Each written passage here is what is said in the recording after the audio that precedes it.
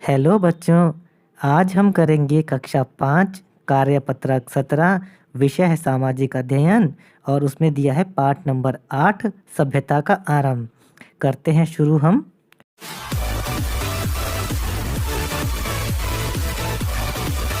प्रश्न नंबर 1। प्यारे बच्चों, मानव ने लगभग 10,000 वर्ष पहले कृषि की खोज की और एक स्थायी जीवन जीने लगा। प्रश्न का पहला भाग देखिए। मानव ने कृषि करना किस प्रकार सीखा होगा? आपके गांव में किस प्रकार से लोग कृषि करते हैं? अपने परिवार के सदस्यों से बातचीत करने के बाद लिखो।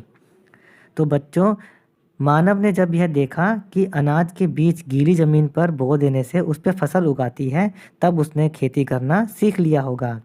तो उत्तर लिखते हैं, मानव ने जब यह जान लिया होगा कि अनाज के बीज गीली जमीन पर बोने पर फसल उग जाती है, तब उसने खेती करना सीखा होगा।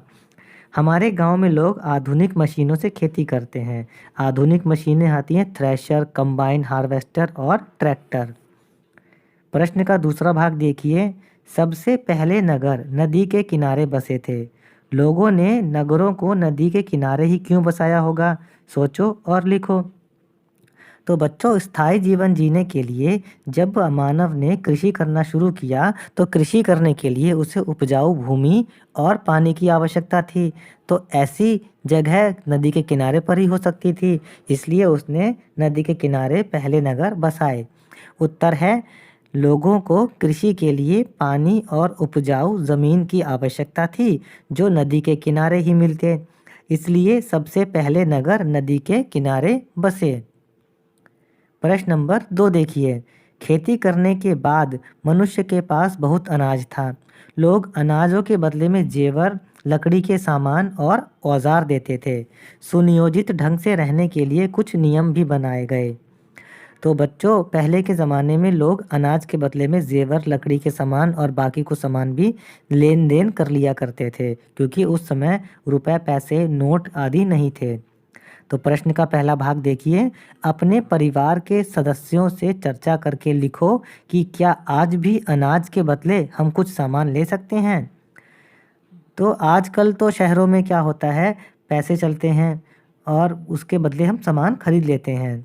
उत्तर हम लिखते हैं, शहरों में आजकल अनाज के बदले हम कुछ सामान नहीं ला सकते, परंतु कुछ ग्रामीण इलाकों में आज भी अनाज के बदले लोग सामान ले लेते हैं। हमारे देश में कुछ ग्रामीण इलाके ऐसे भी हैं जहां पर आज भी अनाज के बदले में लोग सामान ले लेते हैं।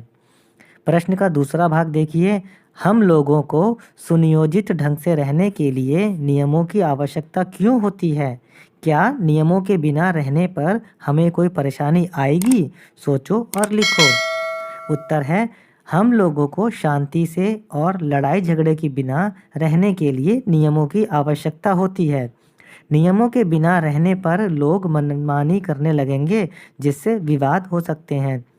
बच्चों, अगर हमें शांति से रहना है और बिना लड़ाई झगड़े के रहना है, तो हमें कुछ नियम बनाने होते हैं और उन नियमों का हमें पालन करना होता है।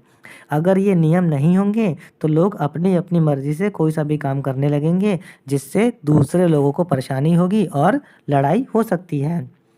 प्रश्न नंबर 3 देखिए। प्राचीन मिस्रवासी पीने के पानी और सिंचाई के लिए नील नदी पर आश्रित थे। हर वर्ष नदी में बाढ़ आती थी। इससे नदी के किनारों पर उपजाऊ मिट्टी जमा हो जाती थी। किसानों ने मवेशी और भेड़ भी पालना शुरू कर दिया था। प्रश्न का पहला भाग देखिए। क्या आज के समय में आपने सुना है कि नदियों में बाढ़ आती है? बाढ़ आने से क्या क्या होता है? परिवार के सदस्यों से बातचीत करके पता करो और लिखो। उत्तर है, हाँ, आज के समय में भी बाढ़ आती है। बाढ़ आने से लोगों के घरों में पानी भर जाता है, मवेशी बह जाते हैं और फसल भी खराब हो जाती है। दूसरा भाग देखिए प्रश्न का। मिस्रवासी मवेशी और भेड़ क्यों पालते होंगे? लोग भेड़, बकरी, मुर्गा आदि जानवर क्यों पालते हैं? सोचो और लिखो। मिस्रवासी खेतों में काम करने और दूध मांस के लिए मवेशी और भेड़ पालते होंगे। लोग भेड़, बकरी, मुर्गा आदि जानवर दूध, ऊन और मांस के लिए पालते हैं। प्रश्न नंबर 4 देखिए।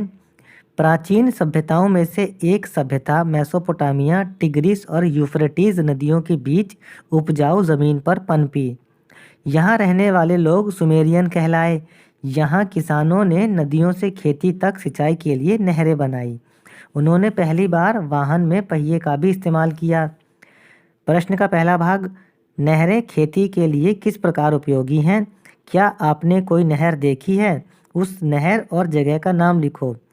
उत्तर है, सिंचाई के लिए नदी के पानी को खेतों तक पहुंचाने में नहरें उपयोगी हैं। हाँ, मैंने गाजियाबाद में हिंडन नहर देखी है। प्रश्न का दूसरा भाग, पहिए की खोज हमारे लिए किस प्रकार उपयोगी हुई?